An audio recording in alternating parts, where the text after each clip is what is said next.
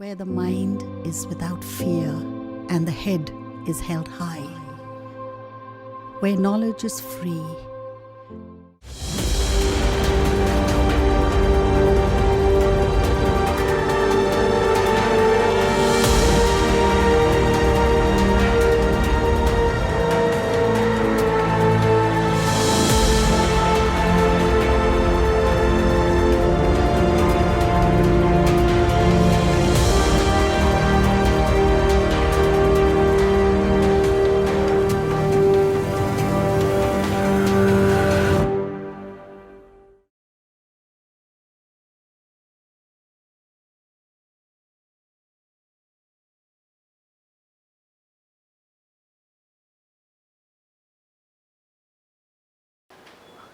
তোমরা বাড়িতে সবাই আশা করি সুস্থ আছো।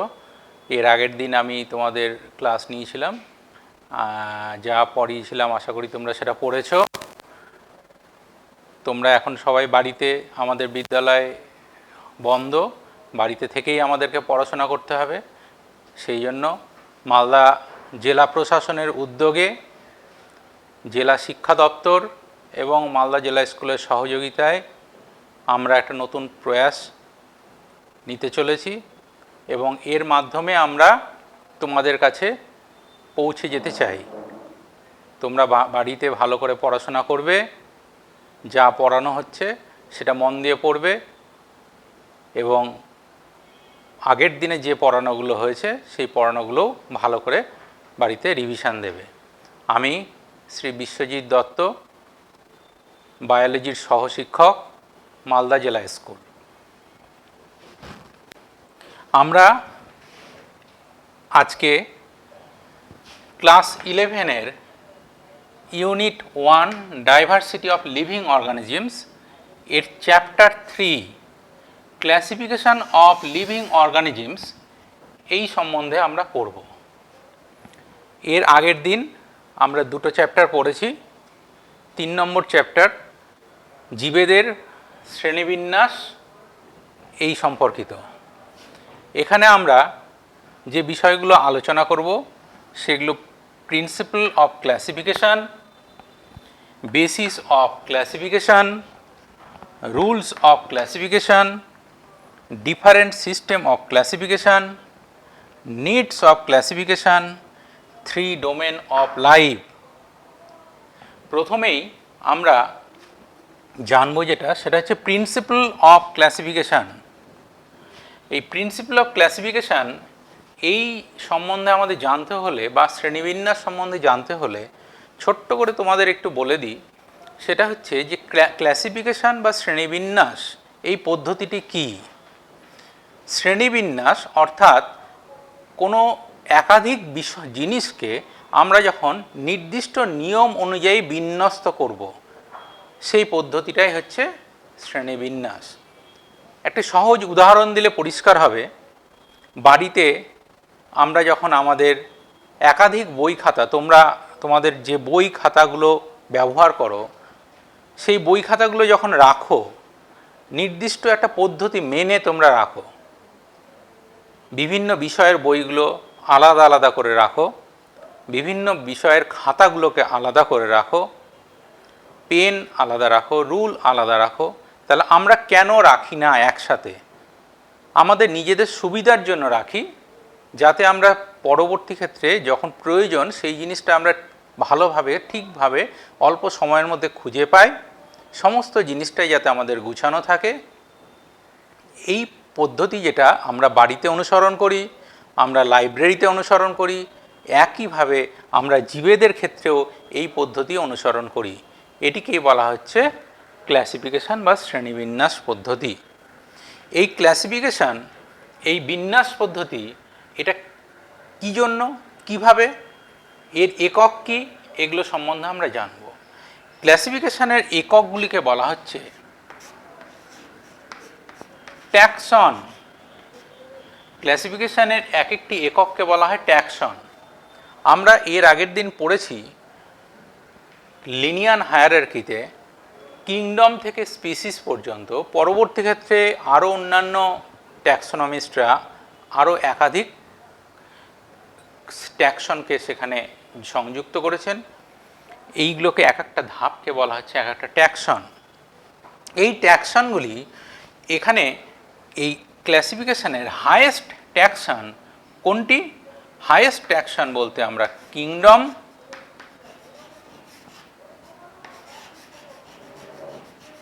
বা রাজ্য, এবং লোয়েস্ট ট্যাক্সন যেটি সেটিকে বলা হচ্ছে কি স্পিসিস। সাব স্পিসিসও অনেক ক্ষেত্রে আছে। তাহলে এই ক্লাসিফিকেশন বা শ্রেণীবিন্যাস, এই পদ্ধতিটা আমরা যখন জানব, তাহলে তার আগে আমরা জেনে নিব শ্রেণীবিন্যাস কাকে বলে। জীবেদেরকে তাদের সাদৃশ্য এবং বৈসাদৃশ্য অনুযায়ী বিভিন্ন জীবেদেরকে নির্দিষ্ট পদ্ধতি বা বিজ্ঞানসম্মত পদ্ধতি মেনে গোষ্ঠীভুক্তকরণ করার পদ্ধতিকেই বলা হচ্ছে ক্লাসিফিকেশন বা শ্রেণীবিন্যাস। অর্থাৎ আমি আরেকবার বলছি, সাদৃশ্য এবং বৈসাদৃশ্য অনুযায়ী, তাদের মধ্যে বিভিন্ন আন্তঃসম্পর্ক অনুযায়ী আমরা জীবেদেরকে যখন নির্দিষ্ট পদ্ধতি অনুযায়ী গোষ্ঠীভুক্ত করছি, তখন তাকে বলা হচ্ছে কি ক্লাসিফিকেশন বা শ্রেণীবিন্যাস। এই শ্রেণীবিন্যাস আমাদের জীবজগতের শ্রেণীবিন্যাসের ক্ষেত্রে শ্রেণীবিন্যাস করার পদ্ধতিটা অত্যন্ত জরুরি। কেন জরুরি সেই সম্পর্কে আমরা পরে বলছি। তাহলে এর ভিত্তিগুলো কি কি, কিসের বেসিসে ক্লাসিফিকেশানগুলো করা হচ্ছে? এই বেসিস অফ ক্লাসিফিকেশান আমরা যদি দেখি, তাহলে বিভিন্ন বেসিস আছে। অর্থাৎ আমরা ক্লাসিফিকেশানের ভিত্তিগুলো যদি দেখতে চাই, তাহলে দেখতে পাবো কি কি বেসিস আছে। মরফোলজিক্যাল,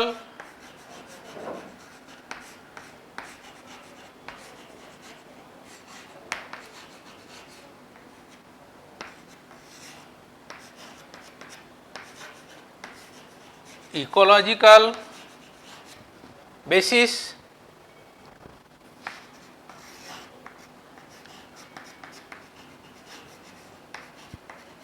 এমব্রায়োলজিক্যাল বেসিস, সাইটোলজিক্যাল বা একে বলা হচ্ছে ক্যারিও ট্যাক্সোনমি,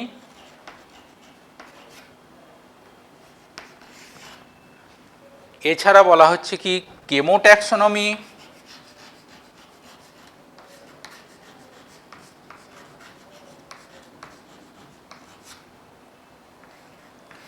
নিউমেরিক্যাল ট্যাক্সোনমি,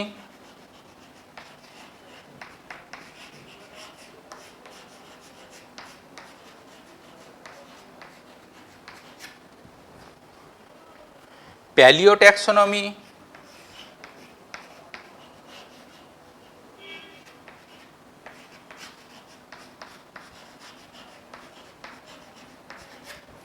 এই বিভিন্ন ধরনের এই বেসিসগুলো আছে। অর্থাৎ অঙ্গসংস্থানের ভিত্তিতে আমরা করতে পারি, বাস্তুতন্ত্রের ভিত্তিতে আমরা ক্লাসিফিকেশান, ভ্রূণতত্ত্বর দিক থেকে, কোষের গঠনের দিক থেকে, রাসায়নিক গঠনের দিক থেকে, সংখ্যার দিক থেকে, পরাগরেণু বিভিন্ন গঠনের দিক থেকে, বিভিন্নভাবে আমরা এই ক্লাসিফিকেশান আমরা করতে পারি। এগুলি হচ্ছে ক্লাসিফিকেশানের বেসিস। তাহলে ক্লাসিফিকেশান বা শ্রেণীবিন্যাস করার জন্য পদ্ধতিগুলো কি হবে? শ্রেণীবিন্যাসের পদ্ধতিগুলোর মধ্যে আমরা 3 নম্বরে যেটা দেখছি সেটা হচ্ছে রুলস অফ ক্লাসিফিকেশান, বা শ্রেণীবিন্যাস করার নিয়ম কানুনগুলো কি কি, কিসের ভাবে আমরা শ্রেণীবিন্যাস করব। তাহলে আমরা দেখতে পাবো সাদৃশ্য, বিভিন্ন জীবেদের মধ্যে সাদৃশ্য আছে, বৈসাদৃশ্য আছে। এই সাদৃশ্য বৈসাদৃশ্য অনুযায়ী আমরা ক্লাসিফিকেশান করতে পারি বা শ্রেণীবিন্যাস করতে পারি, গোষ্ঠীভুক্ত করতে পারি। তাদের মধ্যে কি কি সম্পর্ক, তারা কিভাবে এক জায়গা থেকে উৎপত্তি হয়েছে না বিভিন্ন জায়গা থেকে উৎপত্তি হয়েছে, তাদের উৎপত্তিটা কি, তাদের মধ্যে সম্পর্কটা কি, এইগুলো আমরা এই রুলস অফ ক্লাসিফিকেশানের আলোচ্য বিষয়। বা তাদের বিবর্তন কি করে হয়েছে, নিম্ন শ্রেণীর জীব থেকে উচ্চ শ্রেণীর জীবের কি করে আবির্ভাব ঘটলো, সেই সম্পর্কে আমরা এইখানে আলোচনা করি। এছাড়া আরও কি কি আছে, যেমন জীবের বর্ণনা, চিত্র অথবা তার সঙ্গে সঙ্গে নামকরণ, শনাক্তকরণ, জীবেদেরকে বিভিন্ন গোষ্ঠীতে অন্তর্ভুক্তকরণ, তাদের দলিল সংরক্ষণ অর্থাৎ তাদেরকে সংরক্ষণ করে রাখা, এই সমস্তগুলো এর আগের দিন আমি বলেছিলাম সেই জিনিসগুলো রুলস অফ ক্লাসিফিকেশনের অন্তর্গত। এছাড়া ICBN, ICZN এদের নিয়ম অনুযায়ী টাইপ স্পেসিমেনকে এই শ্রেণীবিন্যাসে সেখানে গুরুত্ব দেওয়া হয়, তাকে সংরক্ষণ করা হয়। বিভিন্ন শাখার থেকে, বিজ্ঞানের বিভিন্ন শাখা, জিনতত্ত্ব, কোষ, বিভিন্ন কিছুর থেকে, সেখান থেকে যে তথ্যগুলো আমরা পাই সেই তথ্যগুলোকে আমরা শ্রেণীবিন্যাসে ব্যবহার করি, অর্থাৎ সেই তথ্যগুলোর উপরে ভিত্তি করে আমরা ক্লাসিফিকেশন বা শ্রেণীবিন্যাস করি। তাহলে এই ঘটনাগুলো যেগুলো বললাম, এই ব্যাপারগুলো হচ্ছে আমাদের রুলস অফ ক্লাসিফিকেশন। তাহলে কি কি বললাম, বিভিন্ন জীবেদের মধ্যে সাদৃশ্য, বৈসাদৃশ্য, তাদের উৎপত্তি কিভাবে হয়েছে, কোথা থেকে হয়েছে, তাদের বিবর্তন কি করে হচ্ছে বা হয়েছে বা হয়ে চলেছে, সেই ব্যাপারগুলো সমস্ত কিছু এই ক্লাসিফিকেশনের জন্য অর্থাৎ প্রয়োজনীয়, অর্থাৎ এগুলো রুলস অফ ক্লাসিফিকেশনের অন্তর্গত।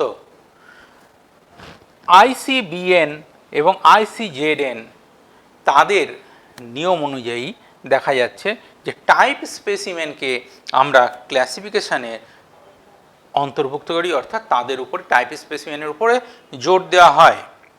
কোনো জীব, তার শ্রেণীবিন্যাস আমরা করব, তার বর্ণনা, তার চিত্র, তার নামকরণ, তার দলিল সংরক্ষণ অথবা তাকে শনাক্তকরণ, এই সমস্তগুলো ক্লাসিফিকেশনের অন্তর্গত। বিভিন্ন শাখার থেকে, ব্রাঞ্চ থেকে প্রাপ্ত তথ্যের উপরে ভিত্তি করে আমরা এই ক্লাসিফিকেশন করতে পারি। তাহলে এই সমস্তগুলোই বললাম আমি রুলস অফ ক্লাসিফিকেশন বা শ্রেণীবিন্যাসের নিয়মকানুন। শ্রেণীবিন্যাস কিভাবে হয়েছে, ডিফারেন্ট সিস্টেম অফ ক্লাসিফিকেশন, এই ডিফারেন্ট সিস্টেম অফ ক্লাসিফিকেশন এর মধ্যে কি কি আছে, ডিফারেন্ট সিস্টেম অফ ক্লাসিফিকেশনে 1 নম্বর অর্থাৎ এই শ্রেণীবিন্যাস করার সিস্টেমগুলো, পদ্ধতিগুলো, কি কি ধরনের শ্রেণীবিন্যাস আমাদের আছে। বিভিন্ন ট্যাক্সোনমিস্টরা বিভিন্নভাবে জীবেদেরকে গোষ্ঠীভুক্ত করেছেন। এই গোষ্ঠীভুক্ত করার যে সিস্টেমগুলো, এর মধ্যে 3 ধরনের সিস্টেম প্রধানত আমরা জানব। একটি হচ্ছে artificial system, artificial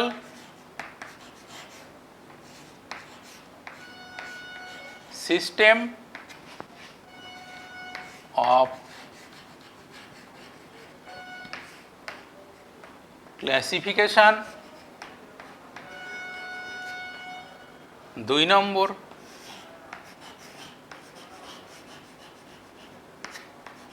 natural system of classification. আর 3 নম্বর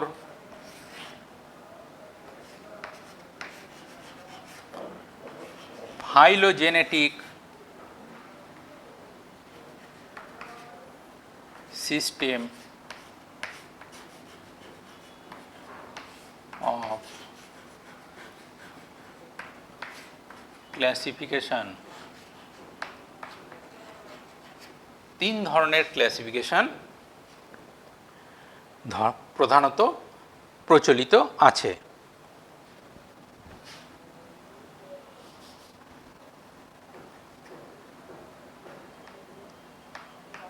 ফাইলোজেনিক system of classification. Artificial system of বা কৃত্রিম শ্রেণীবিন্যাস পদ্ধতি, এটা পুরনো সবচেয়ে। এর প্রবক্তা কারা? এর প্রবক্তা হচ্ছে ক্যারোলাস লিনিয়াস, থিওফ্রাস্টাস, সিসালপিনো। এরা আর্টিফিশিয়াল সিস্টেম অফ ক্লাসিফিকেশনের প্রবক্তা। পুরনো ধরনের ক্লাসিফিকেশন, এখানে জীবের বাইরের দিকের কয়েকটি বৈশিষ্ট্য নিয়েই এই শ্রেণীবিন্যাস করা হয়েছিল। এই শ্রেণীবিন্যাস পদ্ধতি বেশ কিছু অসুবিধা ছিল, যেহেতু অল্প কয়েকটি বৈশিষ্ট্য নিয়ে এই শ্রেণীবিন্যাস পদ্ধতিতে অনুসরণ করা হয়েছিল জীবেদেরকে গোষ্ঠীভুক্ত করার জন্য। সেই জন্য দেখা গেছিল যে এই শ্রেণীবিন্যাস পদ্ধতিতে প্রচুর তার অসুবিধা বা ড্রব্যাকস থেকে গেছে, যে সমস্ত জীবদেরকে আমরা সেপারেট করতে পারিনি, এবং দেখা গেছে হয়তো অনেকের সঙ্গে অনেকের রিলেশন ছিল না, সেগুলো এক গোষ্ঠীতে অন্তর্ভুক্ত হয়ে গেছে। এই শ্রেণীবিন্যাসের মাধ্যমে আমরা তাদের কি করে উৎপত্তি হয়েছি সেই সম্পর্কে আমরা জানতে পারি না। এটি হচ্ছে আর্টিফিশিয়াল সিস্টেম অফ ক্লাসিফিকেশান। এর প্রবক্তা তাহলে কাদেরকে বললাম? থিওফ্রাস্টাস, সিসালপিনো এবং ক্যারোলাস লিনিয়াস এই পদ্ধতির প্রবক্তা। 2 নম্বর, ন্যাচারাল সিস্টেম অফ ক্লাসিফিকেশান। এটি এর তুলনা আরেকটু আধুনিক। এই ন্যাচারাল সিস্টেম অফ ক্লাসিফিকেশনের প্রবক্তা জর্জ বেনথাম এবং Joseph Dalton Hooker. George Bentham এবং Joseph Dalton Hooker natural system of ক্লাসিফিকেশনের প্রবক্তা। এখানে কি করা হয়েছে? এখানে অনেকগুলি বৈশিষ্ট্য নিয়ে আলোচনা করা হয়েছে, অর্থাৎ অনেকগুলি বৈশিষ্ট্যকে এখানে ইম্পর্টেন্স বা গুরুত্ব দেওয়া হয়েছিল।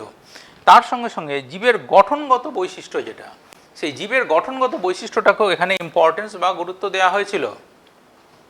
এইটিকে বলা হচ্ছে কি ন্যাচারাল সিস্টেম অফ ক্লাসিফিকেশান। এই ন্যাচারাল সিস্টেম অফ ক্লাসিফিকেশান এরও কিছু ড্রব্যাক থেকে গেছিল, যেমন এখানেও জীবেদের বিবর্তন কি করে হয়েছে, উৎপত্তি কি করে হয়েছে, বা এদের জাতিজনী ফাইলোজেনি তাদের সম্পর্ক, এগুলো এখানে আলোচনা করা হয়নি বা জানা যায়নি। আর ফাইলোজেনেটিক সিস্টেম অফ ক্লাসিফিকেশান এটি আরও আধুনিক সিস্টেম অফ ক্লাসিফিকেশান। এর প্রবক্তাকে অ্যাডলফ এংলার, পার্কার অ্যান্ড হাসওয়েল, কার্ল প্ল্যান্টন, আইচলার, এরা হচ্ছে এই পদ্ধতির প্রবক্তা। কি বললাম? অ্যাডলফ এংলার, কার্ল প্ল্যান্টন, এরা প্রধানত উদ্ভিদের এবং প্রাণীদের ক্ষেত্রে পার্কার অ্যান্ড হাসওয়েল, আইচলার, তাক্তাজান, এরা এই পদ্ধতিটাকে অনুসরণ করে চলে। এখানে ইম্পর্টেন্স কিসে দেওয়া হচ্ছে? এখানে আগের এই বৈশিষ্ট্যগুলোর সঙ্গে সঙ্গে জীবের উৎপত্তি কি করে অরিজিন হয়েছে, অর্থাৎ জীবের কি করে উৎপত্তি ঘটল, জীবের কি করে অভিব্যক্তি বা বিবর্তন ঘটল, জীবের বংশগতি, এই সমস্তগুলো এই ফাইলোজেনেটিক সিস্টেম অফ ক্লাসিফিকেশানে এখানে অন্তর্ভুক্ত করা হয়েছে। তাহলে এই 3 ধরনের সিস্টেম অফ ক্লাসিফিকেশান আমরা এখানে জানলাম। আরেকবার বলে দিচ্ছি তোমাদেরকে, ডিফারেন্ট সিস্টেম অফ ক্লাসিফিকেশানে কী কী আছে? Artificial system of classification, natural system of classification, phylogenetic system of classification. Artificial বা কৃত্রিম শ্রেণীবিন্যাস পদ্ধতি, এখানে জীবের বাইরের দিকের অল্প কয়েকটা বৈশিষ্ট্য নিয়ে আলোচনা করা হয়েছিল। ন্যাচারাল সিস্টেম বা প্রাকৃতিক শ্রেণীবিন্যাস পদ্ধতি, এখানে জীবের অনেকগুলি বৈশিষ্ট্যের সঙ্গে সঙ্গে জীবের গঠনকে ইম্পর্টেন্স দেওয়া হয়েছিল। আর ফাইলোজেনেটিক সিস্টেম অফ ক্লাসিফিকেশান, এখানে দেখা গেছে যে জীবের উৎপত্তি, বংশগতি এবং অভিব্যক্তি, এই ঘটনাগুলোকে গুরুত্ব দেওয়া হয়েছে। অর্থাৎ এই শ্রেণীবিন্যাস পদ্ধতির মাধ্যমে আমরা জীবের কি করে উৎপত্তি হয়েছে, একটা জীবের সঙ্গে আরেকটা জীবগোষ্ঠীর রিলেশন কি, অর্থাৎ ফাইলোজেনি, এই সমস্ত কিছু আমরা এর থেকে জানতে পারি। তাহলে এই 3 ধরনের ক্লাসিফিকেশান আমরা জানলাম।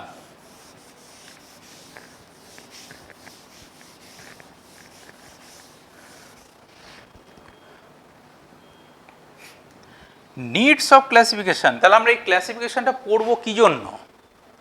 এই ক্লাসিফিকেশান বা শ্রেণীবিন্যাস জীবেদের আমরা কেন জানব? জানার কতগুলো কারণ আছে। 1 নম্বর হচ্ছে জীবেদেরকে আমরা তাদের সাদৃশ্য অনুযায়ী বা বৈসাদৃশ্য অনুযায়ী যাতে নির্দিষ্ট গোষ্ঠীতে অন্তর্ভুক্ত করতে পারি। জীবের মধ্যে এক গোষ্ঠীর সঙ্গে আরেক গোষ্ঠীর বা একটা জীবের সঙ্গে আরেকটা জীবের কী কী সম্পর্ক সেটা আমরা জানতে পারি। নতুন কোনো জীব যদি আবিষ্কার হয় তাকে আমরা গোষ্ঠীভুক্তকরণ করতে পারবো। জীবেদের সম্বন্ধে আমরা ভালো করে জানতে পারবো। একটা গোষ্ঠীর বা একটা গ্রুপের জীবেদের বা লিভিং অর্গানিজম সম্বন্ধে যদি একজনের সম্বন্ধে জানি, একাধিক জীবের সম্বন্ধে আমরা সহজেই জানতে পারবো। তাহলে অল্প সময়ে বহু সংখ্যক জীবকে তাদেরকে স্টাডি করতে পারবো এই ক্লাসিফিকেশন অফ লিভিং, এই ক্লাসিফিকেশন বা শ্রেণীবিন্যাসকরণের মাধ্যমে। তাহলে এই হচ্ছে আমাদের নিডস অফ ক্লাসিফিকেশন। আমরা এরপরে যেটা পড়ব, 3 ডোমেনস অফ লাইফ। 3 ডোমেনস অফ লাইফ এই ক্লাসিফিকেশানে কি বলছে? জীবেদের 3 ডোমেনস অফ লাইফে লিভিং অর্গানিজমকে 3টি ডোমেনে ভাগ করা হয়েছে জীবেদের। এটার প্রবক্তাকে কার্ল ওজ 1978, তিনি এই 3 ডোমেনস অফ লাইফের প্রবক্তা। এই 3 ডোমেনস অফ লাইফে ডোমেনগুলো কি কি?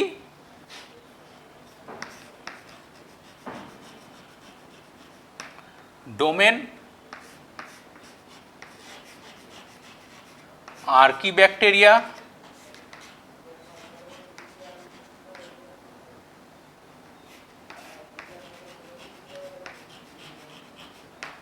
ডোমেন আর্কিব্যাকটেরিয়া অথবা আর্কি और आर्किया, यूबैक्टीरिया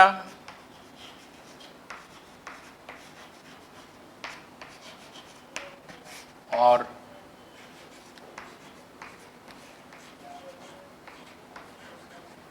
बैक्टीरिया।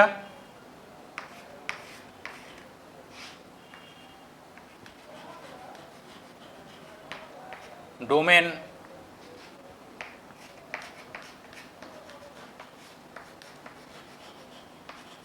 यूकैरिया और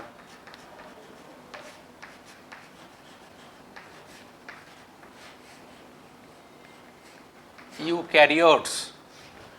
কার্ল উজের 1978-এর তার মত অনুযায়ী জীবেদেরকে 3টি গোষ্ঠীতে অন্তর্ভুক্ত করা হয়: ডোমেন আর্কিব্যাকটেরিয়া আর আর্কি, ডোমেন ইউব্যাকটেরিয়া আর ব্যাকটেরিয়া, ডোমেন ইউক্যারিয়া আর ইউক্যারিওটস। তাহলে কার্ল উজ 3 ডোমেনস অফ লাইফ কিসের বেসিসে তিনি এই ক্লাসিফিকেশনটা করেছিলেন? তার কতগুলো বেসিস ছিল বা ভিত্তি ছিল। ভিত্তিগুলো কি কি? নিউক্লিয়াস, তার প্রকৃতি, নিউক্লিয়াসের প্রকৃতি, এটা নিউক্লিয়াস কেমন এর উপর ভিত্তি করে 1 নম্বর। 2 নম্বর, রাইবোজোমে উপস্থিত রাইবোজোমাল আরএনএর নিউক্লিওটাইড সিকোয়েন্স। রাইবোজোমে উপস্থিত রাইবোজোমাল आरएनए और आरआरएनए তার নিউক্লিওটাইড সিকোয়েন্স। 3 নম্বর, কোষ পর্দায় উপস্থিত লিপিডের কেমিক্যাল প্রপার্টি বা কেমিক্যাল নেচার। আর কি? সমস্ত জীব একটি জায়গা থেকে উৎপন্ন হয়েছে, তাকে বলা হচ্ছে প্রোজিনোট। একটি আদিম জীব যাকে বলা হচ্ছে প্রোজিনোট, সেখান থেকে উৎপন্ন হয়েছে, এটাকে ইম্পর্টেন্স দেওয়া হয়েছে। আর আরেকটি পয়েন্ট, সেটি হচ্ছে অ্যান্টিবায়োটিক সেন্সিটিভিটি, অর্থাৎ অ্যান্টিবায়োটিক সংবেদনশীলতা। এই পয়েন্টগুলোর উপরে তিনি ভিত্তি করে কার্ল উজ 3 ডোমেনস অফ লাইফ তিনি প্রবর্তন করেছিলেন 1978-এ। পয়েন্টগুলো কি কি আমি আরেকবার মনে করে দিচ্ছি। সেটা 1 নম্বর হচ্ছে নিউক্লিয়াসের প্রকৃতি বা নিউক্লিয়াস। 2 নম্বর, রাইবোজোমে উপস্থিত রাইবোজোমাল আরএনএ নিউক্লিওটাইড সিকোয়েন্স। সমস্ত জীব একটি আদিম অণুজীব থেকে উৎপন্ন হয়েছিল, যাকে বলা হয় প্রোজিনোট, সেইটিকে ইম্পর্টেন্স দেওয়া হয়েছিল। কোষ পর্দায় লিপিড অণুর কেমিক্যাল নেচার বা রাসায়নিক প্রকৃতি, এবং তার সঙ্গে সঙ্গে যেটা আরেকটি বলা হয়েছিল সেটি অ্যান্টিবায়োটিক সেন্সিটিভিটি। প্রধানত এই পয়েন্টগুলোর উপরে ভিত্তি করে এই শ্রেণীবিন্যাসটা করা হয়েছিল। ডোমেন আর্কিব্যাকটেরিয়া অর আর্কি সবচেয়ে প্রাচীনতম এরা জীব। এই আর্কিব্যাকটেরিয়া আর আর্কি তাদের এরা তাহলে এদের বৈশিষ্ট্যগুলো কি কি বা ক্যারেক্টার? এরা হচ্ছে প্রোক্যারিওট। অর্থাৎ প্রোক্যারিওট কাদেরকে বলা হচ্ছে? যাদের কোষে প্রকৃত নিউক্লিয়াস বলে কোনো নিউক্লিয়াস থাকে না, অর্থাৎ নিউক্লিয়েড বা নিউক্লিয় বস্তু, শুধুমাত্র জেনেটিক মেটেরিয়াল সেটি উপস্থিত থাকে, তাকে বলা হচ্ছে প্রোক্যারিওটেরা। এদের কোষ প্রাচীরে দেখা গেছে যে পেপটাইডোগ্লাইক্যান অনুপস্থিত থাকে এবং এরা প্রোটিন সিনথেসিস যখন করে বা প্রোটিন সংশ্লেষ যখন করে তখন দেখা যায় প্রথম যে অ্যামাইনো অ্যাসিড সেটা মিথিওনাইন। প্রথম অ্যামাইনো অ্যাসিডটা মিথিওনিন।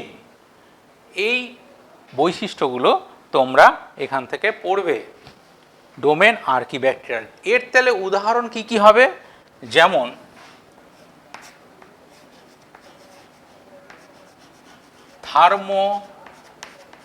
থার্মোকক্কাস,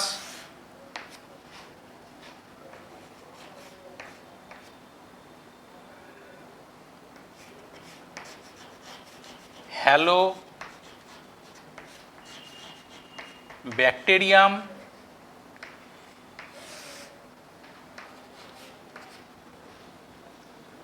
এই দুটো প্রধানত আমি তোমাদেরকে বললাম, একটি হচ্ছে থার্মোকক্কাস, একটি হ্যালো ব্যাকটেরিয়াম। আমি আবার তোমাদেরকে বারে বারে মনে করে দিতে চাই, এর আগের দিন ক্লাসেও বলেছি, বিজ্ঞানসম্মত নাম অবশ্যই কিন্তু আন্ডারলাইন করতে হবে এবং বিজ্ঞানসম্মত নাম তোমাদেরকে অবশ্যই কিন্তু সেগুলো ইংলিশ লেটারে লিখতে হবে, অর্থাৎ ইংলিশে তোমাদেরকে লিখতে হবে। এখানে কিন্তু তোমরা বাংলায় কখনোই লিখবে না। দ্বিতীয় যেটি আছে সেটিকে বলা হচ্ছে ডোমেন ইউব্যাকটেরিয়া অর ব্যাকটেরিয়া, আর একটু আধুনিক, যাদেরকে আমরা ব্যাকটেরিয়া বলি। এদের বৈশিষ্ট্য কি?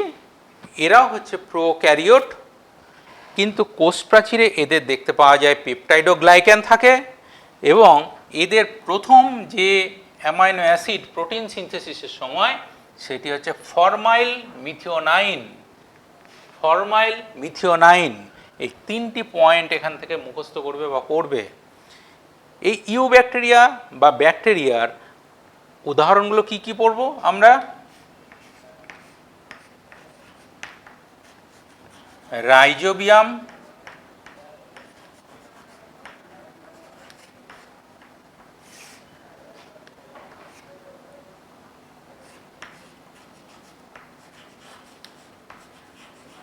অ্যানাবিনা, এই দুটো প্রধানত তোমরা পড়তে পারো। এছাড়াও তোমরা বইয়ে আরও উদাহরণ পেতে পারো, সেই উদাহরণগুলো তোমরা বই থেকেও পড়তে পারো। কিন্তু যাই লেখো না কেন, উদাহরণ বিজ্ঞানসম্মত নাম লেখার যে নিয়মগুলো বলেছি সেই নিয়ম অবশ্যই তারা তোমরা ফলো করবে। 3 নম্বর যেটা আছে ডোমেন ইউক্যারিয়া অর ইউক্যারিওটস। এরা আধুনিক জীব, যাদেরকে বলা হচ্ছে ইউক্যারিওটস, অর্থাৎ এদের সুগঠিত নিউক্লিয়াস দেখতে পাওয়া যায়। এদের কোষ প্রাচীরে দেখা যায় পেপটাইডোগ্লাইক্যান উপস্থিত থাকে এবং প্রোটিন সিনথেসিস করবে যখন, তাদের প্রথম অ্যামাইনো অ্যাসিডটা হচ্ছে মিথিওনিন। এই ইউক্যারিয়া আর ইউক্যারিওটসের উদাহরণগুলো কি কি? যেমন অ্যামিবা,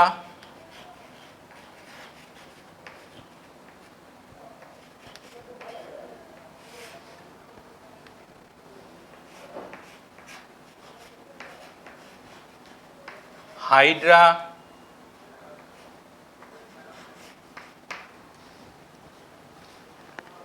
এই দুটো উদাহরণ আমি এখানে বললাম। এখানে তোমরা একটা দেখতে পাচ্ছ এস এবং পি লিখেছি, অর্থাৎ স্পিসিস। আমি স্পিসিস নামটা না লিখে তার পরিবর্তে এসপি কথাটা লিখেছি। যখন তোমরা এসপি লিখবে তখন কিন্তু এখানে কোনো আন্ডারলাইন করবে না, শুধুমাত্র জেনেরিক নেমে আন্ডারলাইন হবে। যদি এর সঙ্গে সঙ্গে কোনো স্পিসিস নেম লেখো, যেমন আমি বলছি অ্যামিবার স্পিসিস একটি অ্যামিবা প্রোটিয়াস, আমি যখন অ্যামিবা প্রোটিয়াস লিখব তখন সেপারেট করে জেনাস এবং স্পিসিসকে আন্ডারলাইন করব। তাহলে আমি আরেকবার বলে দিচ্ছি, 3 ডোমেন অফ লাইফ কার্ল উস 1978 এটা প্রবর্তন করেছিলেন। তিনি কতগুলো পয়েন্টের উপর ভিত্তি করে তিনি এই শ্রেণীবিন্যাস করেছিলেন, সেই পয়েন্টগুলো তোমাদের আগেও আমি বললাম। সেখানে তিনি ডোমেন আর্কিব্যাকটেরিয়ার আর্কি, ডোমেন ইউব্যাকটেরিয়ার ব্যাকটেরিয়া, ডোমেন ইউক্যারিয়র ইউক্যারিওটস, 3টি ডোমেনে জীবজগৎকে তিনি ভাগ করেছিলেন। এবার আমরা যেটা পড়ব বা আমি যেটা বলবো তোমাদের, সেটা জীবেদের 5 কিংডম ক্লাসিফিকেশন বা 5 রাজ্যের শ্রেণীবিন্যাস, এই পদ্ধতি সম্বন্ধে বলবো। এই 5 কিংডম ক্লাসিফিকেশন এর প্রবক্তাকে, এই 5 কিংডম ক্লাসিফিকেশনের প্রবক্তা হচ্ছেন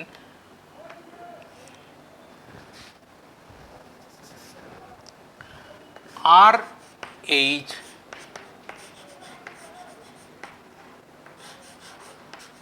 হোয়াইটেকার।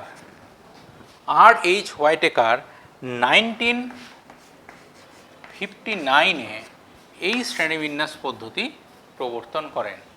এই 5 কিংডম ক্লাসিফিকেশন অনুযায়ী, অর্থাৎ R.H. হোয়াইটেকারের মত অনুযায়ী, এই 5 কিংডমে 5টা কিংডম কি কি? 5টা কিংডম হচ্ছে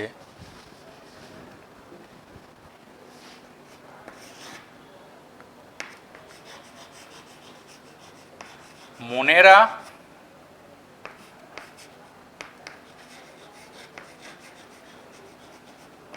কিংডম মোনেরা, প্রোটিস্টা,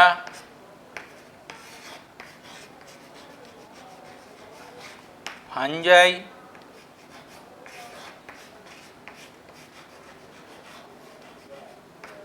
প্ল্যান্টি,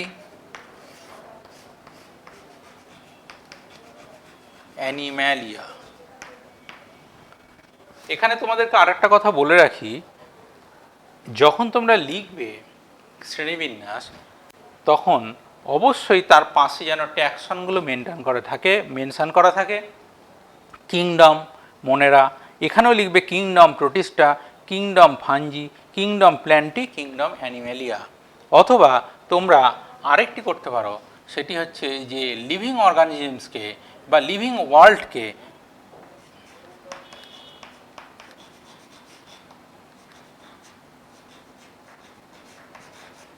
তোমরা 5টা কিংডমে ডিভাইড করতে পারো। এখানে উপরে লিখতে পারো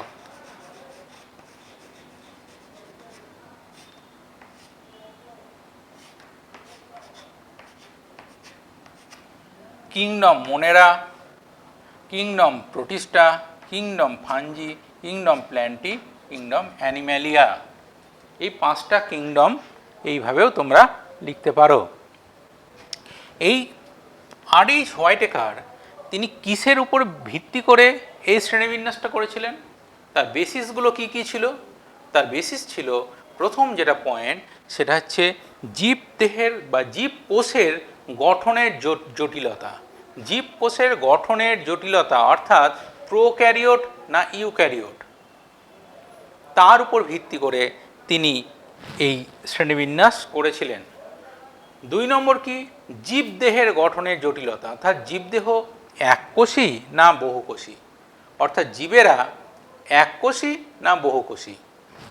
তিনি 3 নম্বর আরেকটির উপর ভিত্তি করে করেছিলেন, সেটি হচ্ছে যে পুষ্টি এবং পুষ্টির প্রকারভেদ, অর্থাৎ নিউট্রিশনাল সিস্টেমের উপর ভিত্তি করে তিনি এই ক্লাসিফিকেশন করেছিলেন। এরা অটোট্রপ না হেটারোট্রপ, অর্থাৎ স্বভোজী না পরভোজী। আরেকটি করেছিলেন ভিত্তি, সেটি কি? ইকোলজিক্যাল বেসিস বা বাস্তুতন্ত্রের প্রকারভেদ, তারা উৎপাদক, খাদক না বিয়োজক, অর্থাৎ তারা প্রডিউসার, কনজিউমার না ডিকম্পোজার। এই 3টা পদ্ধতি, 3টা ইকোলজিক্যাল বৈচিত্র্যতা অনুযায়ী করেছিলেন। আরেকটি করেছিলেন সেটা হচ্ছে ফাইলোজেনিক রিলেশান, তাদের মধ্যে ফাইলোজেনিক রিলেশান কি? এই কতগুলো পয়েন্টের উপরে ভিত্তি করে 5 কিংডম ক্লাসিফিকেশন R.H. হোয়াইটেকার প্রবর্তন করেছিলেন। কি কি আমি আরেকবার বলছি, এককোষী প্রোক্যারিওট না ইউক্যারিওট, এটি কোষের জটিলতা অনুযায়ী, জীবদেহের জটিলতা অনুযায়ী এককোষী না বহুকোষী। 3 নম্বর, এদের পুষ্টি অনুযায়ী এরা অটোট্রপ না হেটারোট্রপ অর্থাৎ স্বভোজী না পরভোজী। 4 নম্বর, এদের বাস্তুতন্ত্রের বৈচিত্র্যতা অর্থাৎ এরা উৎপাদক খাদক না বিয়োজক অর্থাৎ প্রডিউসার কনজিউমার না ডিকম্পোজার, এবং ফাইলোজেনিক রিলেশন বা জাতিজনিক সম্পর্ক। এই পয়েন্টগুলোর উপর ভিত্তি করে আর.এইচ. হোয়াইটেকার 1959-এ এই 5 কিংডম ক্লাসিফিকেশন করেছিলেন।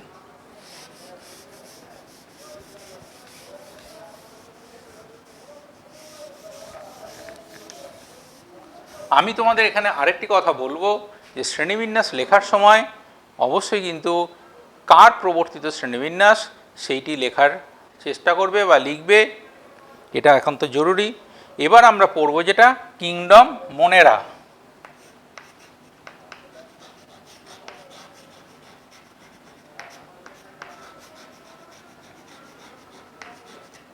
এই কিংডম মোনেরা এর বৈশিষ্ট্যগুলো কি কি? এরা কিংডম মোনেরা হচ্ছে এরা এককোষী, আণুবীক্ষণিক এবং এরা প্রোক্যারিওট অর্থাৎ আরেকবার বলি এরা প্রোক্যারিওটিক, এককোষী এবং আণুবীক্ষণিক। এদের কোষে দেখতে পাওয়া যায় যে নিউক্লিয়েট থাকে, এদের কোষে দেখতে পাওয়া যায় যে নিউক্লিয়েট থাকে, পর্দা ঘেরা কোনো কোষ অঙ্গাণু থাকে না। পর্দা ঘেরা কোষ অঙ্গাণু অর্থাৎ কি? যেমন mitochondria, plastid, endoplasmic reticulum, Golgi bodies, এই অঙ্গাণুগুলো এই কিংডম মোনেরার এদের ক্ষেত্রে কিন্তু থাকে না। এদের ফ্ল্যাজেলা থাকলে সেই ফ্ল্যাজেলাটা আছে কি সিঙ্গল স্ট্র্যান্ডেড ফ্ল্যাজেলা, এবং এর মধ্যে ফ্ল্যাজেলিন প্রোটিন দেখতে পাওয়া যায়। কিংডম মোনেরার পয়েন্টগুলো বা বৈশিষ্ট্যগুলো অবশ্যই তোমরা মুখস্থ করবে, প্রত্যেকটার থেকে অন্তত 3-4টা করে বৈশিষ্ট্য মুখস্থ করবে এবং 2টো করে অন্তত বা 1টা করে উদাহরণ মুখস্থ করে রাখবে, বারে বারে লিখবে, লিখে লিখে প্র্যাকটিস করবে। কিংডম মোনেরা এদের কি কি ভাগ আছে, এর আন্ডারে কি কি আছে?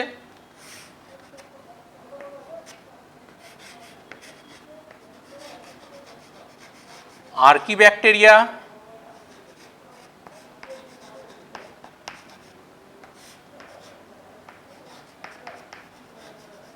Eubacteria,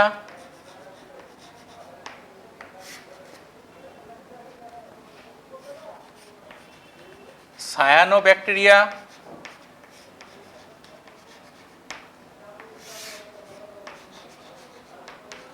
mycoplasma,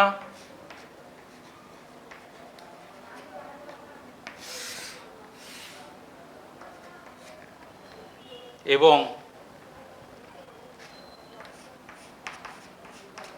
অ্যাক্টিনোমাইসেটিস। অ্যাক্টিনোমাইসেটিস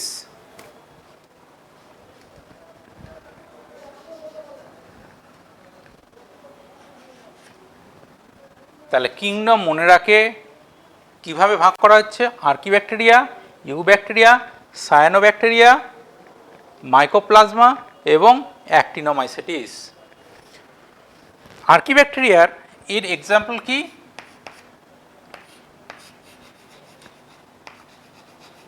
থার্মোকক্কাস,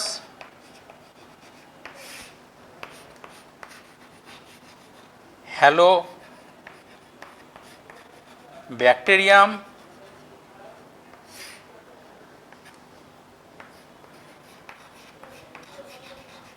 মিথানো ব্যাকটেরিয়াম। 2টো উদাহরণ মুখস্থ রাখবে। ইউ ব্যাকটেরিয়ার মধ্যে কি কি আছে?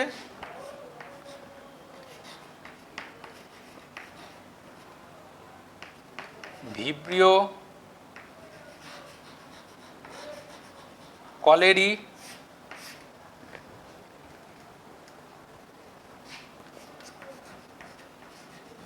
Lactobacillus eubacteria. সায়ানোব্যাকটেরিয়ার মধ্যে কি কি আছে?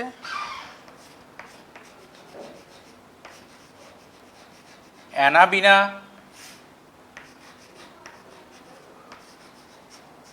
নস্টক।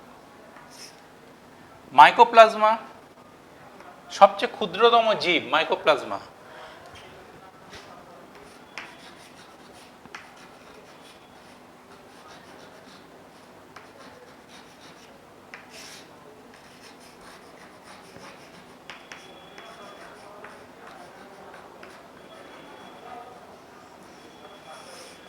Gallisepticum, mycoplasma gallisepticum.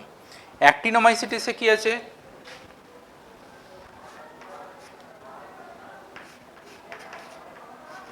অ্যাক্টিনোমাইসিস,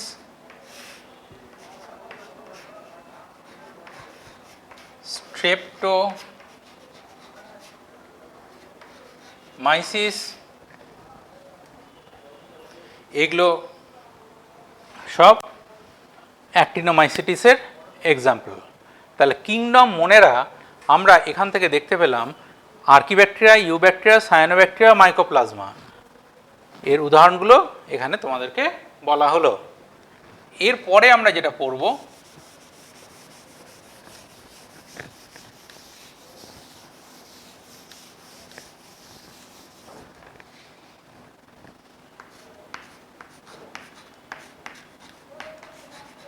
kingdom Protista. Kingdom প্রোটিস্টার এর বৈশিষ্ট্যগুলো কি কি? এর বৈশিষ্ট্য হচ্ছে এরা সবাই ইউক্যারিওটিক, এককোষী আণুবীক্ষণিক। ইউক্যারিওটিক, এককোষী আণুবীক্ষণিক এবং এদের নিউক্লিয়াস, প্রকৃত নিউক্লিয়াস দেখতে পাওয়া যাচ্ছে। এদের কোষ প্রাচীরে দেখতে পাওয়া যায় সেলুলোজ থাকে।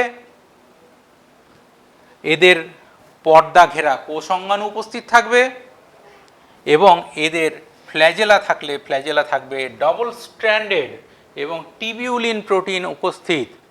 Kingdom Protista. কিংডম প্রোটিস্টার কি কি ভাগগুলো?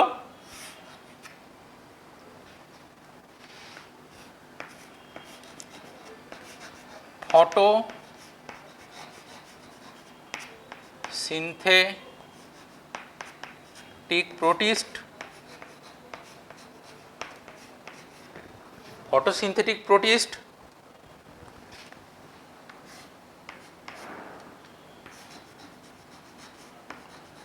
Consumer decomposer,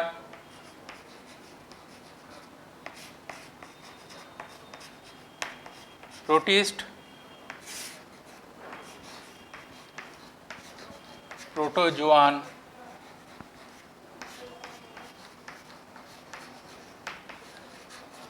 protist.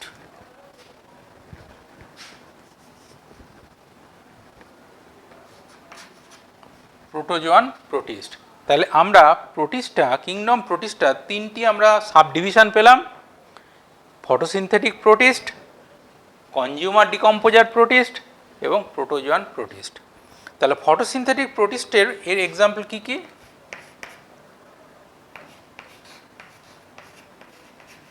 নকটিলুকা,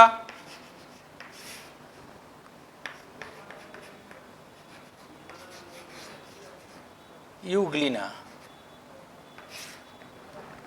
দুটো উদাহরণ তোমরা মনে রাখবে। কনজিউমার ডিকম্পোজার প্রোটিস্টে কি আছে? ফিউলিগো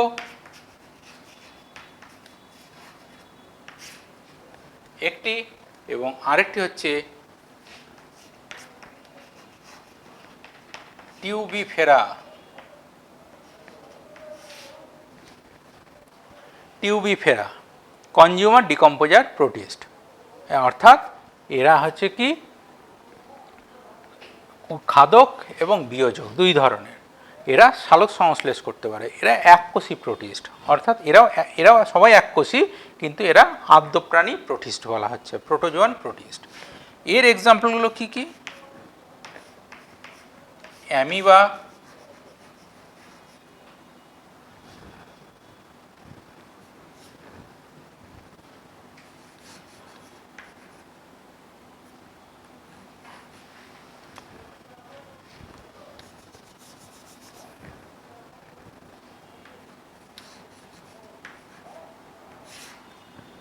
অ্যামিবা,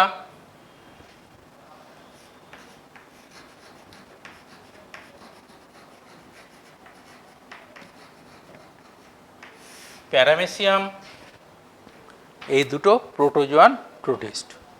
তাহলে আমরা কিংডম প্রোটিস্টা অর্থাৎ 2 নম্বর কিংডম, 5 কিংডমে 2 নম্বর কিংডম আমরা পড়লাম। নেক্সট আমরা যেটা পড়ব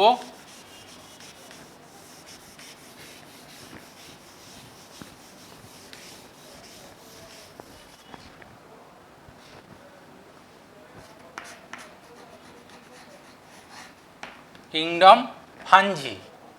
এই কিংডম ফাঞ্জি এর বৈশিষ্ট্যগুলো কি কি? এখানে এককোষী অথবা বহুকোষী এবং সবাই এরা ইউক্যারিওটিক প্রকৃতির জীব। এরা সালোক সংশ্লেষে অক্ষম, অর্থাৎ ক্লোরোফিল এদের ক্ষেত্রে থাকে না। এদের অণুসূত্র দেখতে পাওয়া যায়, অণুসূত্রকে বলা হচ্ছে কি মাইসেলিয়াম, এবং মাইসেলিয়ামের এক একটি একক যেগুলো সেগুলোকে বলা হচ্ছে হাইফি। এবং এদের কোষপ্রাচীরে দেখতে পাওয়া যায় কাইটিন উপস্থিত। এই পয়েন্টগুলোকে তোমরা কিংডম ফাঞ্জির ভালো করে পড়বে। এই কিংডম ফাঞ্জির সাবডিভিশনগুলো কি কি? কিংডম ফাঞ্জির সাবডিভিশন হচ্ছে জাইগোমাইকোটিনা,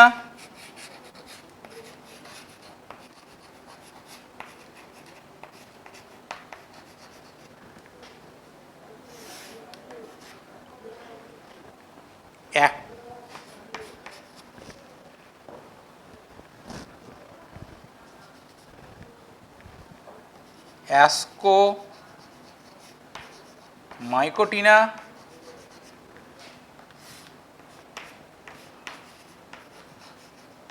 ব্যাসিডিও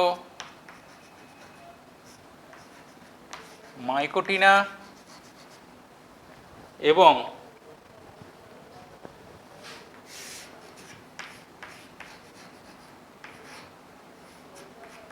ডিউটেরো মাইকোটিনা। তাহলে কিংডম ফাঞ্জি সাবডিভিশনগুলো কি কি?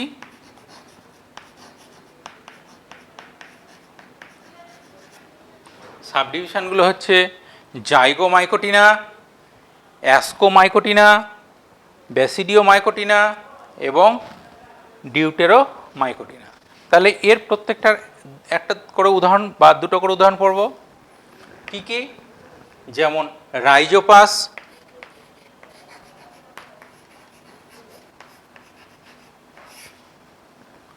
মিউকর, রাইজোপাস এবং মিউকর এই দুটো হচ্ছে জাইগোমাইকোটিনা। অ্যাসকোমাইকোটিনা কি কি আছে? যেমন পেনিসিলিয়াম,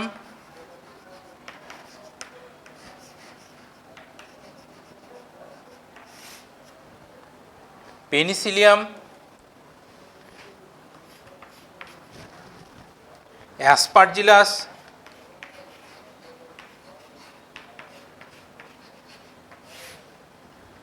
ব্যাসিডিওমাইকোটিনার এর আন্ডারে কি কি আছে?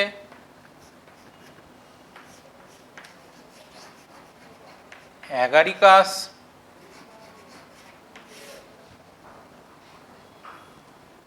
পাক্সিনিয়া,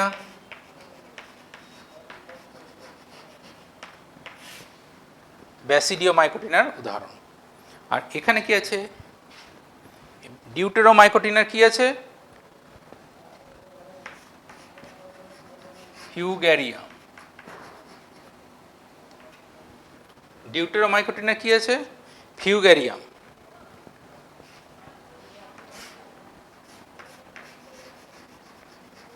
হেলমিনথোস্পোরাম,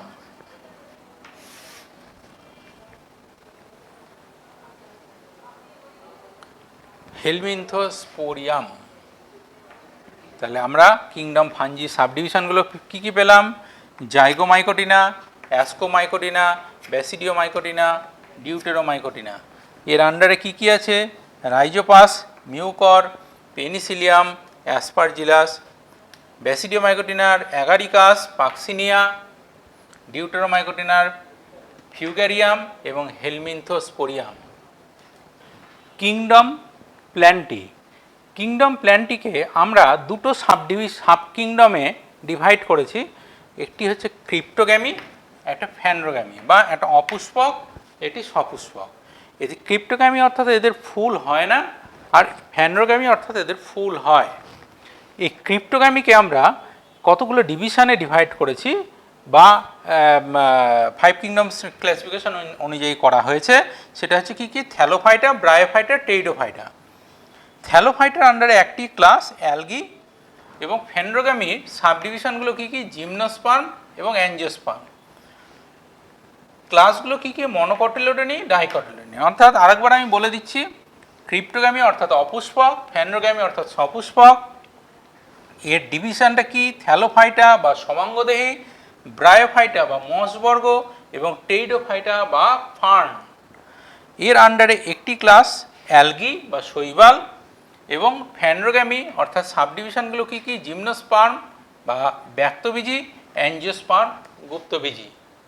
এবং এর আন্ডারে কি কি ক্লাস আছে? মনোকটিলিডনি একবীজপত্রী, ডাইকটিলিডনি দ্বিবীজপত্রী। আমরা এখান থেকে থ্যালোফাইটার আন্ডারে যে ক্লাস অ্যালগির বৈশিষ্ট্যগুলো আমরা জানব। অ্যালগির বৈশিষ্ট্য কি কি? অ্যালগি বা শৈবাল, এদের দেহে মূল, কাণ্ড, পাতা কোনো সেপারেট কোনো কিছু থাকে না, অর্থাৎ থ্যালাস বলা হচ্ছে। এরা ক্লোরোফিলযুক্ত এবং এরা স্বভোজী, অর্থাৎ সালোক সংশ্লেষ করতে পারে। এরা এককোষী, বহুকোষী, বিভিন্ন রকম হয়, ইউক্যারিওটিক হয়, ক্লোরোফিলযুক্ত। ক্লোরোপ্লাস্টের আকৃতি বিভিন্ন ধরনের হতে পারে, কাপের মতন হতে পারে, তারার মতন হতে পারে, গোলাকার হতে পারে, বিভিন্ন আকৃতির এদের ক্লোরোপ্লাস্ট উপস্থিত। এবং ক্লোরোপ্লাস্টে একটি দেখতে পাওয়া যায় পাইরিনয়েড নামে এক ধরনের দানা থাকে। এর এক্সাম্পলগুলো কি কি? অ্যালগি, যেমন স্পাইরোগায়রা,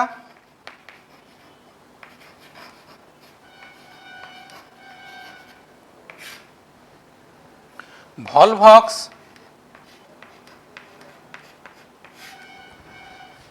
ব্রায়োফাইটা। এরপরে আরেকটু উন্নত উদ্ভিদ আসলো, ব্রায়োফাইটা বা মস বলা হচ্ছে এদেরকে। এদের আরেকটি নাম আছে, এদেরকে বলা হয় অ্যাম্ফিবিয়ান প্ল্যান্ট। কেন বলা হচ্ছে উভচর উদ্ভিদ? তার কারণ হচ্ছে এরা স্থলে বসবাস করলেও, জন্মালেও দেখা যায় এদের নিষেকের জন্য, অর্থাৎ ফার্টিলাইজেশনের জন্য দেখা যায় জলের প্রয়োজন হয়।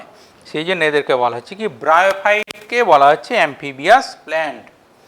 এবং এই ব্রায়োফাইটার তাহলে বৈশিষ্ট্যগুলো কি কি? বৈশিষ্ট্য হচ্ছে এদের প্রধান উদ্ভিদ দেহটা লিঙ্গধর এবং রেণুধর লিঙ্গধরের উপরে ডিপেন্ডেন্ট। এরা সমাঙ্গদেহী হতে পারে, অথবা দেখা যেতে পারে এদের ক্ষেত্রে কাণ্ড সদৃশঙ্গ ফাইলিড এবং পত্র সদৃশঙ্গ কলিড দেখতে পাওয়া যায়। মূল থাকে না, মূলের পরিবর্তে থাকে কি? মূল সদৃশ রাইজয়েড। জাইলেম এবং ফ্লোয়েম দিয়ে গঠিত সংবহন কলা এদের ক্ষেত্রে তখনও তৈরি হয়নি, অর্থাৎ অনুপস্থিত। এদের অল্টারনেশন অফ জেনারেশন বা সুস্পষ্ট যৌনুক্রম এদেরকে দেখতে পাওয়া যায়। এই প্রত্যেকের ক্ষেত্রে অন্তত 3টে 4টা 5টা করে বৈশিষ্ট্য পড়বে। ব্রায়োফাইটের ক্ষেত্রে এর এক্সাম্পলগুলো কি কি হবে? এক্সাম্পল যেমন রিক্সিয়া, এছাড়া মার্সিলিয়া,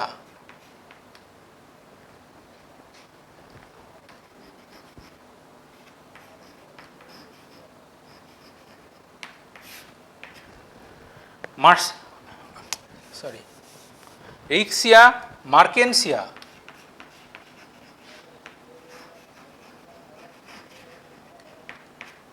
মার্কেনসিয়া, ব্রায়োফাইটা তাহলে কি কি? রিক্সিয়া, মার্কেনসিয়া। টেরিডোফাইটা, এর পরের গ্রুপ যারা আসলো তারা টেরিডোফাইটা। এদেরকে বলা হচ্ছে ভাস্কিউলার প্ল্যান্ট। তার কারণ কি? এদের থেকে প্রথম শুরু হয়েছে সংবহন কলা, অর্থাৎ আমরা এখানে সংবহন কলা পাইনি, এদের ক্ষেত্রে আমরা সংবহন কলা প্রথম পেলাম। প্রধান উদ্ভিদ দেহটা হবে কি? রেণুধর। মূল কাণ্ড পাতায় এদের দেহটা বিভক্ত থাকবে, অর্থাৎ মূল কাণ্ড পাতা নিয়ে গঠিত হবে। পাতাগুলো দু রকমের হবে, একটি হবে মেগাফাইলাম আরটি হবে মাইক্রোফাইলাম। দুই ধরনের সংবহন কলাতন্ত্র উপস্থিত থাকার জন্য এদেরকে বলা হচ্ছে কি ভাস্কিউলার প্ল্যান্ট, এবং এদের কোনো রকমের বীজ গঠিত হচ্ছে না। টেরিডোফাইটার এক্সাম্পলগুলো কি কি? টেরিডোফাইটার মধ্যে আছেন যেমন ড্রায়োপটেরিস,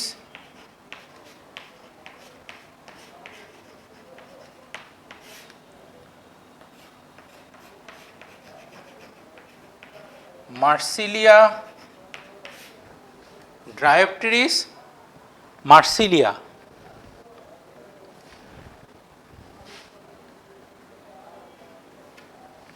তাহলে টেরিডোফাইটার এক্সাম্পল হচ্ছে ড্রায়োপটেরিস আর মার্সিলিয়া। তাহলে এই আমরা পড়লাম, এটা হচ্ছে ক্রিপ্টোগ্যামি। ফ্যান্ড্রোগ্যামি অর্থাৎ সপুষ্পক, এদের ফুল হয়। এর প্রথম যেটা আছে জিমনোস্পার্ম আর অ্যাঞ্জিওস্পার্ম। জিমনোস্পার্মের কি বলা হচ্ছে এদেরকে? জিমনোস্পার্ম এদের ক্ষেত্রে দেখা যায় কোনো ফল গঠিত হবে না, এবং তার ফল গঠিত হচ্ছে না বলে এদের বীজগুলো বাইরের থেকে দেখা যাবে, অর্থাৎ এদেরকে বলা হয় ব্যক্তবীজী, ফলের মধ্যে কোনো বীজ আবদ্ধ থাকবে না। এদের ক্ষেত্রে কি দেখতে পাওয়া যাবে? প্রধান উদ্ভিদ দেহটা হবে রেণুধর।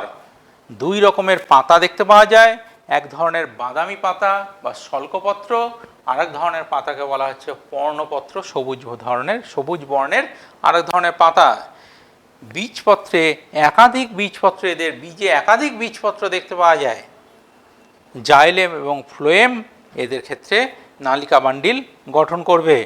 অর্থাৎ জিমনোস্পার্ম দেখতে পেলাম যে ক্রিপ্টোগ্যাম টেরিডোফাইটের পরে আরেকটু উন্নত উদ্ভিদ। এই জিমনোস্পার্মের ক্ষেত্রে জিমনোস্পার্মের উদাহরণগুলো কি কি হবে? জিমনোস্পার্মের উদাহরণ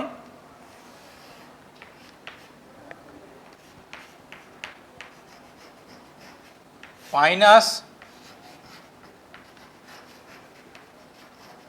গিঙ্গো, বাইলোবা। তাহলে জিমনোস্পার্ম এর উদাহরণ। অ্যাঞ্জিওস্পার্ম অর্থাৎ এরা হচ্ছে গুপ্তবীজী। এদের বৈশিষ্ট্য কি? এদের ফল গঠিত হবে, ফলের মধ্যে বীজ দেখতে পাওয়া যাবে। এদের বীজপত্রের সংখ্যা একটি হতে পারে অথবা দুটি হতে পারে। শস্য গঠিত হতে হয়, শস্য যদি গঠিত হয় তার ক্রোমোজোম সংখ্যা হবে কত? 3n বা ট্রিপ্লয়েড। অ্যাঞ্জিওস্পার্ম এর মধ্যে মনোকটিলেডনি, ডাইকটিলেডনি। এটা একবীজপত্রী, দ্বিবীজপত্রী। তাহলে একবীজপত্রীর বৈশিষ্ট্যগুলো কি হবে? একবীজপত্রীর বৈশিষ্ট্য হচ্ছে এদের বীজে বীজপত্রের সংখ্যা থাকবে একটি, এদের পাতায় শিরাবিন্যাস থাকবে সমান্তরাল শিরাবিন্যাস, এদের সমাঙ্কপৃষ্ঠ পাতা, মূল অস্থানিক, প্রধানত অস্থানিক মূল, গুচ্ছমূল ধরনের, এবং এরা বেশিরভাগই হবে বিরুদ্ধ, গুল্ম থাকতে পারে, বেশিরভাগই হবে বিরুদ্ধ উদ্ভিদ। মনোকটিলেডনি এর একবীজপত্রী, এর উদাহরণ কি? ওরাইজা স্যাটিভা, ওরাইজা স্যাটিভা। আর কি?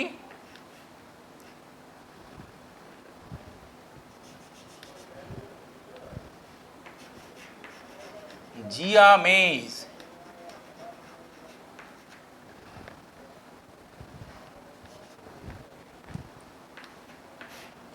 ওরাইজা স্যাটিভা।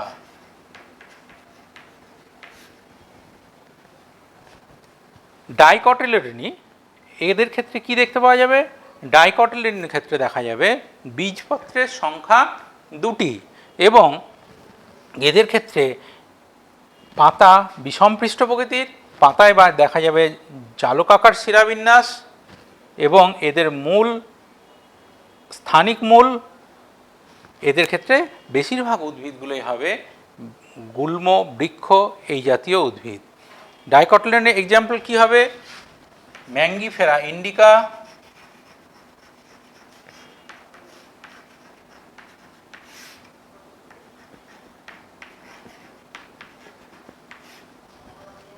আরেকটি পাইসাম স্যাটিভাম,